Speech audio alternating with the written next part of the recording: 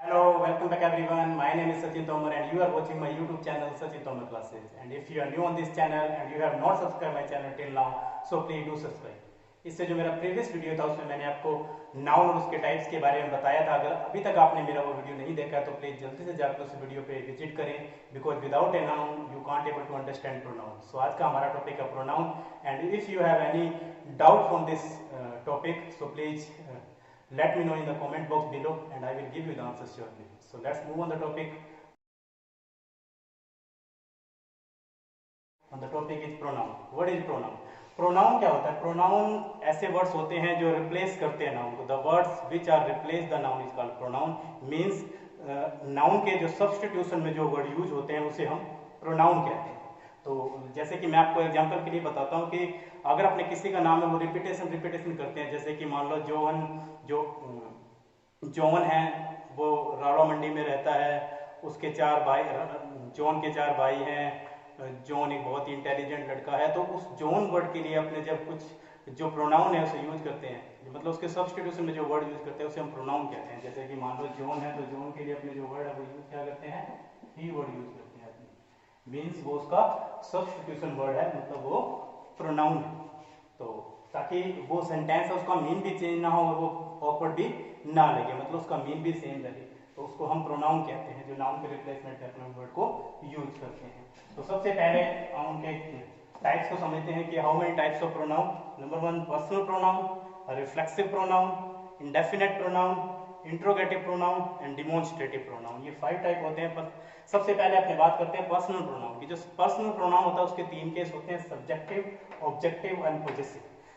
Subjective case, objective case and possessive case. Subjective क्या होता है? सब्जेक्टिव होता है जो एज ए सब्जेक्ट आते हैं, जो word as a subject use होते हैं नाउन की जगह पे उसे हम सब्जेक्टिव कहते हैं, और जो एज ए ऑब्जेक्ट यूज होते हैं उसे हम ऑब्जेक्टिव कहते हैं, और जो as a possessive form use होते हैं उसे हम पॉजेसिव कहते हैं। पॉजेसिव का मीन होता है जिस पे अपने अधिकार होता है, मतलब अपने उसको ओन करते हैं किसी चीज को, जैसे कि ये पेन मेरा है, वो बाइक मेरी है, ये घर मेरा है। तो ये सारी की सारी चीजें अपने जिसको पजेस करते हैं, मतलब कि अपने इसको पजेसिव प्रोनाउन कहते हैं। देखो इसकी एक खासियत भी होती है कि जो पजेसिव होते हैं वो सब्जेक्टिव भी होते हैं और ऑब्जेक्टिव दोनों होते हैं, बिकॉज ये सब्जेक्टिव फॉर्म में भी आते हैं और ऑब्जेक्टिव फॉर्म में आते हैं, बट इन पे अपने किसी चीज को ऑन करते हैं तो उस चीज के लिए यूज करते हैं। तो सबसे पहले सब्जेक्टिव केस की बात करते हैं। सबसे पहले मैं आपको बताता हूँ कि जो आई और वी होता है वो फर्स्ट पर्सन होता है। फर्स्ट पर्सन का मीन होता है, ये फर्स्ट पर्सन होता है, फर्स्ट पर्सन होता है आई और वी। फर्स्ट पर्सन होता है हु स्पीक, जो बोलने वाला होता है उसको अपने फर्स्ट पर्सन कहते हैं, जैसे कि मैं बोलता हूं, हम सब बोलते हैं, तो ये सारे फर्स्ट पर्सन है। सेकंड पर्सन जो होता है वो यू होता है। सेकंड पर्सन यू होता है जिसके बारे में अपने बात कर रहे हैं और हमारे सामने प्रेजेंट हो, जैसे कि you are a intelligent boy. तो थर्ड पर्सन वो होता है अदर पर्सन, जिसके बारे में अपने बात कर रहे हैं बट वो हमारे सामने प्रेजेंट ना हो, वो होते हैं ही, शी, इट एंड दे। ये सारे के सारे थर्ड पर्सन होते हैं। तो ये तो मैंने आपको बताया पर्सन। अब ये क्या है, as a subjective case, as a objective case and a possessive case भी क्या है, ये यूज होते हैं। तो सब्जेक्टिव केस में जैसे कि मान लो कि मैं उसके साथ खेल रहा हूं, I am playing with him, तो जो मैं हूं वो एज ए सब्जेक्टिव फॉर्म में यूज हुआ हूं, मतलब कि मैं एक सब्जेक्ट में आया हूं, तो इस प्रकार से एज ए सब्जेक्टिव फॉर्म क्या है, आई वर्ड है वो यूज हुआ है। ठीक है, मैं जॉन के साथ, तो या जॉन मेरे साथ, जॉन इज विथ मी, तो जॉन मेरे साथ है, तो जो जॉन है वो एज ए सब्जेक्टिव केस है, लेकिन यहाँ पे जो आई के लिए थर्ड फॉर्म जो होती है मी, यानी कि जो ऑब्जेक्टिव केस है वो यहाँ पे मैं क्या है, ऑब्जेक्टिव केस में आया हूँ। तो ऑब्जेक्टिव जो केस होते हैं यानी कि ऐसे ऑब्जेक्टिव फॉर्म यूज होते हैं, और जो सब्जेक्टिव होते हैं वो as a subjective form use होते हैं। तो ये होते हैं सब्जेक्टिव और ऑब्जेक्टिव। तो सब्जेक्टिव और ऑब्जेक्टिव की मैंने फॉर्म भी बताई आपको कि सब्जेक्टिव होता है आई और ऑब्जेक्टिव होता है मी। वी का ऑब्जेक्टिव अस, यू का ऑब्जेक्टिव यू, ही का ऑब्जेक्टिव हिम, शी का ऑब्जेक्टिव हर, इट का ऑब्जेक्टिव इट और दे का ऑब्जेक्टिव देम। अब आ गया हमारा पॉजेसिव फॉर्म।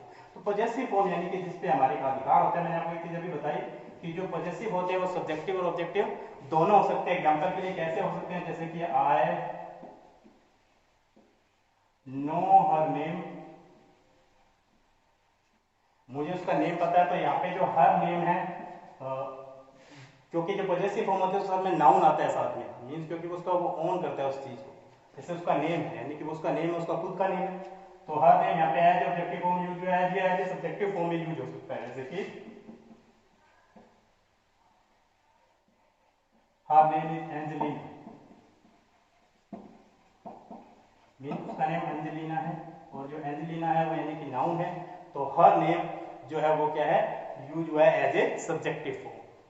तो उसके लिए सब्जेक्टिव और ऑब्जेक्टिव फॉर्म दोनों में ही ये यानी कि जो पॉजेसिव फॉर्म है यूज हो सकती है। तो आपको मैं थोड़ा सा डिफरेंस बताता हूँ कि ये माय है और ये जो माइन वर्ड है ये कहाँ कहाँ यूज होते हैं। अगर मैं आपको कहूँ कि ये पेन मेरा है, यह मेरा पेन, अपने को यह मेरा पेन है, तो दिस इज माय पेन, क्योंकि जो ये माय पेन है ये क्या है, एज ए ऑब्जेक्टिव केस में यूज करता हूँ। अगर इसको मैं as a subjective case use करूँ तो मैं माइन वर्ड यूज करूँगा, जैसे कि दिस पेन इज माय। अगर दिस इज माय पेन, अगर मैं ऑब्जेक्टिव यूज करूं तो मैं इसे दिस इज माय पेन कहूंगा, और दिस पेन इज माय। इस तरह से हम इसको, जैसे आवर है तो आवर्स यूज करते हैं, इसको अपने आप भी कहते हैं आवर्स, योर को योर्स, हिज को हिज, और हर का हर्स, और इट्स का इट्स, और देयर का देयर्स। इस तरह से अपने इसको यूज करेंगे। तो ये यानी कि इसको अपने इंटेंसिव फॉर्म भी कहते हैं, ये इंटेंसिव प्रोनाउन भी कहा जाता है इनको, क्योंकि एज इंटेंसिव फॉर्म यूज होता है। इंटेंसिव फॉर्म का मीन है जब कोई सेंटेंस है यानी कि अगर वर्ब के बाद आ रहा है तो वो रिफ्लेक्सिव फॉर्म में यानी कि अपन इसको यूज करते हैं। तो मैं आपको बताता हूँ इसके बाद हमारा जो है सेकंड प्रोनाउन वो है रिफ्लेक्सिव प्रोनाउन। रिफ्लेक्सिव प्रोनाउन क्या होता है, देखो रिफ्लेक्सिव प्रोनाउन की आपको एक डेफिनेशन बताता हूँ। रिफ्लेक्सिव प्रोनाउन की डेफिनेशन है सिंपल सी,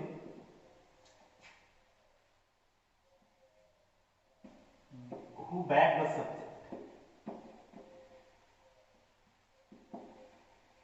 मीन्स जो सब्जेक्ट है उसी के लिए जो है ये जो वर्ड यूज होते हैं उसको अपने रिफ्लेक्सिव प्रोनाउन कहते हैं। मतलब कि कोई सब्जेक्ट है उसके लिए जो वर्ड यूज किए जाते हैं वो रिफ्लेक्सिव प्रोनाउन होते हैं। एग्जांपल के लिए मैं आपको बताता हूं, जैसे कि अगर मैं आई यहाँ पे सब्जेक्ट आया है तो उसके लिए मैं रिफ्लेक्सिव वर्ड है वो माई सेल्फ यूज करूंगा। अगर ये वी आया तो उसके लिए मैं आर सेल्फ यूज करूंगा। अगर वो यू आया है तो यू के लिए मैं योर सेल्फ यूज करूंगा। अगर ही आया तो उसके लिए मैं हिम सेल्फ यूज करूंगा। अगर हर आया है तो उसके लिए मैं हर सेल्फ यूज करूंगा।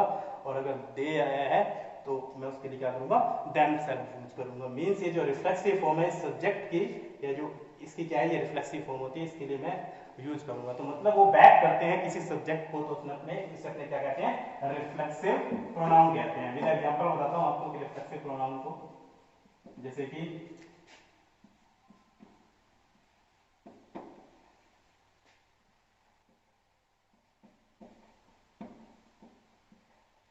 आई will do this my self, मैं ये अपने आप कर लूंगा। मीन्स जो आई है ये जो सब्जेक्टिव है इसको बैक किया है इसने, और ये माई सेल्फ है इसके लिए यूज हुआ है। मीन्स ये रिफ्लेक्सिव फॉर्म है इसकी।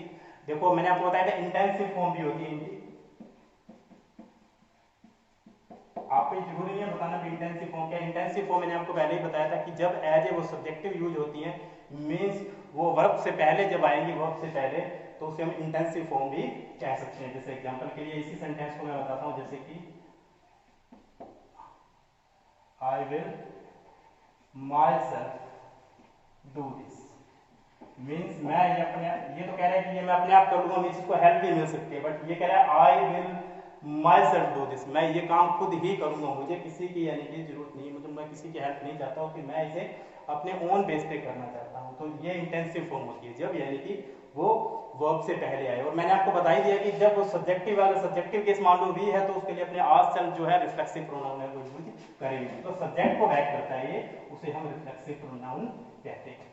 तो नेक्स्ट है हमारा इंडेफिनेट प्रोनाउन। इंडेफिनेट प्रोनाउन से आप समझ ही गए होंगे कि ये इंडेफिनेट होता है, मतलब डेफिनेट वर्ड नहीं होते हैं। मींस कुछ ऐसे वर्ड, बहुत सारे वर्ड, कि जैसे मान लो बहुत सारे नेम है क्लास में, हर बच्चे का नेम लेना पॉसिबल नहीं है। जैसे कि सर ने टेस्ट लिया और उसके मार्क्स बहुत अच्छे हैं, सब क्लास में कम से कम 10 या 12 स्टूडेंट के मार्क्स बहुत अच्छे हैं, तो वैसे थोड़ी ना कहेंगे कि John you are intelligent boy, Simon you are intelligent boy, मतलब वो सभी का नेम मिलेगा। उसके लिए वो क्या है, एक इंडेफिनेट प्रोनाउन है वो वर्ड यूज कर सकता है, जैसे कि all of you did a great job, मतलब तुमने सबने अच्छा काम किया। मीन्स जो ये ऑल वर्ड है ये मैंने एज ए इंडेफिनेट प्रोनाउन है वो मैंने यूज कर दिया उन नाउन के लिए, मतलब बहुत सारे नाउन के लिए मैंने वो यूज किया, उसे अपने इंडेफिनेट प्रोनाउन कहते हैं, मतलब 10 या 12 नेम के लिए मैंने यूज कर दिया। तो जैसे कि अगर मान लो कि मैं कोई टास्क देता हूँ कि तुम्हें ये इतने परसेंटेज लाने हैं, मार्क्स लाने हैं, लेकिन आप लाने में पॉसिबल नहीं है, तो उसके लिए अपने नीदर वर्ड यूज कर सकते हैं। नीदर ऑफ यू मीन्स एक एक पर्सन का नेम लेना पॉसिबल नहीं है, तो उसके लिए अपने क्या है इंडेफिनेट प्रोनाउन यूज करेंगे, जैसे कि नीदर ऑफ यू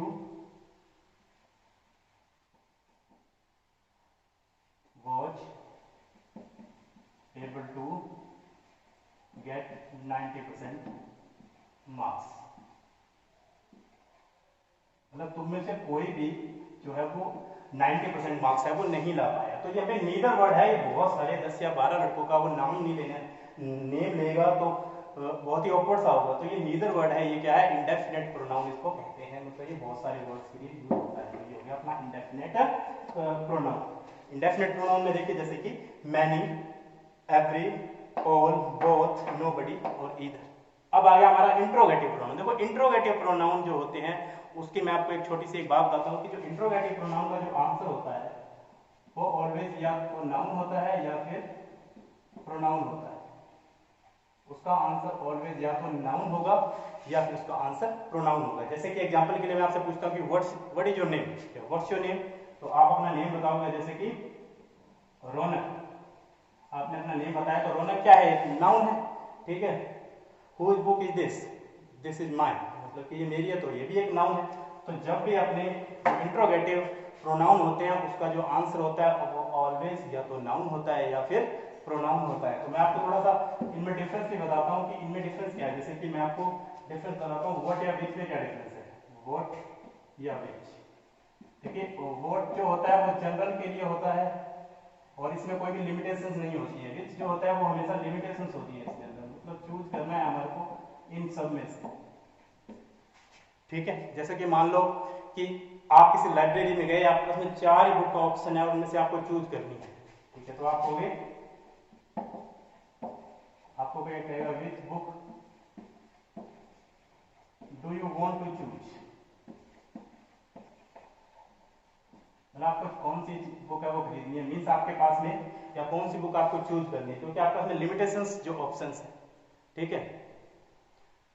और अगर उसमें लिमिटेशन ना हो तो आप कहोगे what kind of books do you want. या जैसे मान लो आप किसी रेस्टोरेंट में जाते हो और आपको कोई वो जो वेटर है वो पूछता है what do you want to eat, मतलब आप क्या खाना चाहते हो, तो कोई लिमिटेशंस नहीं है, तो वहाँ पे व्हाट वर्ड यूज करेंगे जहाँ पे कोई भी लिमिटेशंस ना हो। जो विच होता है वो लिमिटेशंस वर्ड के लिए यूज किया जाता है। अब जैसे हु या हुम का यूज है वो किस तरह से किया जाता है, तो हु या हुम का तो मैं आपको डिफरेंस बता रहा हूँ, हालांकि बस आपको ये बताना है कि ये जो इंट्रोगेटिव प्रोनाउन होते हैं वो किस तरह से यूज होते हैं, उसका जो आंसर होता है वो ऑलवेज नाउन या प्रोनाउन होता है। हु या हुम में डिफरेंस बताता हूँ। जो हु होता है वो एज ए सब्जेक्टिव यूज होता है, मतलब एज ए सब्जेक्टिव केस में अपने हु का यूज करते हैं, जबकि जो हुम होता है वो हमेशा ऑब्जेक्टिव में यूज होता है।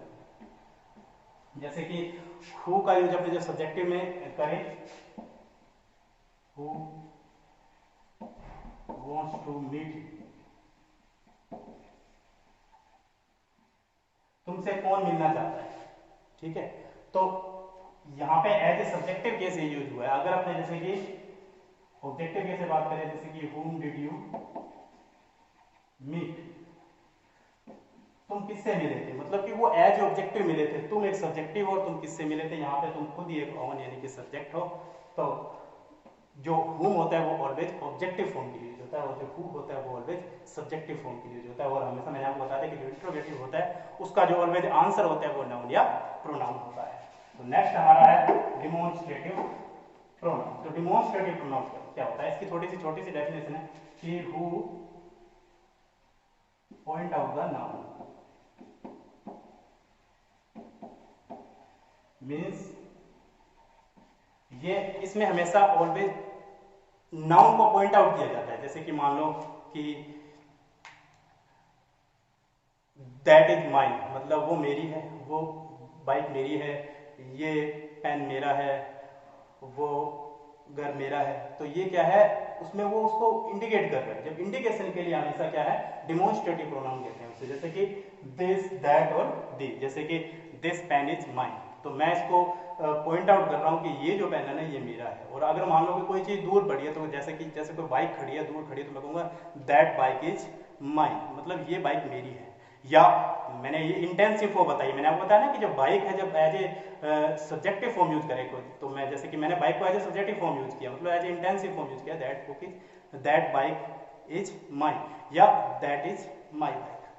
तो वो जो मेरी बाइक है, तो उसको अपने माई बाइक जब यूज करेंगे, जब उसको अपने क्या है, इसके बाद में अपने जो है एज ए ऑब्जेक्टिव केस उसको बनाएंगे। तो मैंने आपको बताया कि जब भी अपने किसी चीज को पॉइंट आउट किया जाता है, अपने फिगर आउट करे, पॉइंट आउट करे, तो उसको अपने बोलते हैं डिमोन्स्ट्रेटिव प्रोनाउन। सो एक बार फिर से रिवाइज कर लेते हैं कि पर्सनल प्रोनाउन जो होता है उसके 3 केसेस होते हैं, सब्जेक्टिव, ऑब्जेक्टिव होता है, पॉजेसिव। सब्जेक्टिव वो होता है यानी कि जो as a subjective case use होता है, ऑब्जेक्टिव जो होता है वो as a objective case use होता है, जो ऑब्जेक्टिव फॉर्म में आता है। और पॉजेसिव होता है वो क्या है, हमारी ओन चीज के यूज करते हैं, मतलब हमारा जो पोजेशन बताता है, अगर वो एज ए ऑब्जेक्टिव फॉर्म में यूज करें, तो जैसे कि दिस इज माई बुक, मैंने आपको बताया था, और दिस बुक इज माइन, तब ये माइन यूज करते हैं। तो इधर वाले जो होते हैं एज ए इंटेंसिव केस में अपने यूज करते हैं। रिफ्लेक्सिव प्रोनाउन, रिफ्लेक्सिव प्रोनाउन क्या होता है, जो बैक करते हैं सब्जेक्ट को, मतलब जैसे कि सब्जेक्ट अगर आई है, तो उसके लिए अपने माई सेल्फ है वो वर्ड यूज कर रहे हैं। और अगर इंटेंसिव केस में यूज करें, तो वो क्या है, सब्जेक्ट होगा, जैसे कि दिस होम इज माइन, तो अपने होम है, अगर उसको अपने सब्जेक्टिव फॉर्म में यूज करें, तो अपने माइन माई सेल्फ जो है वो एज ए यूज कर देंगे। जैसे कि I will do my work, मैंने अभी बताया था आपको, I will do myself, या I will myself do my work. तो इस तरह से अपने इसको इंटेंसिव फॉर्म में यूज करें। तो रिफ्लेक्सिव प्रोनाउन जो होता है वो हमेशा सब्जेक्ट को बैक करता है, यही आपको जानना है। इंडेफिनेट प्रोनाउन क्या होता है, बहुत सारे नेम होते हैं, बहुत सारे जो नाउन यानी कि थिंग्स होती है, उनके लिए एक यानी कि एक वर्ड यूज कर दिया जाता है, उसे अपने इंडेफिनेट प्रोनाउन कहते हैं। जैसे कि मैनी, एवरी, ऑल, ये हो गए। इंट्रोगेटिव प्रोनाउन क्या होता है, जिसका आंसर हमें नाउन या प्रोनाउन ही मिले, उसे अपने इंट्रोगेटिव प्रोनाउन कहते हैं। डिमोन्स्ट्रेटिव क्या होता है, जो किसी नाउन को पॉइंट आउट किया जाए, तो उसे अपने डिमोन्स्ट्रेटिव प्रोनाउन कहते हैं। तो that's it from the video. अगर आपको मेरा वीडियो अगर पसंद आता है, तो प्लीज इस वीडियो को लाइक करें और शेयर करें, सब्सक्राइब करें, और सभी तक मेरा जो है वीडियो है पहुंचाएं। Thank you.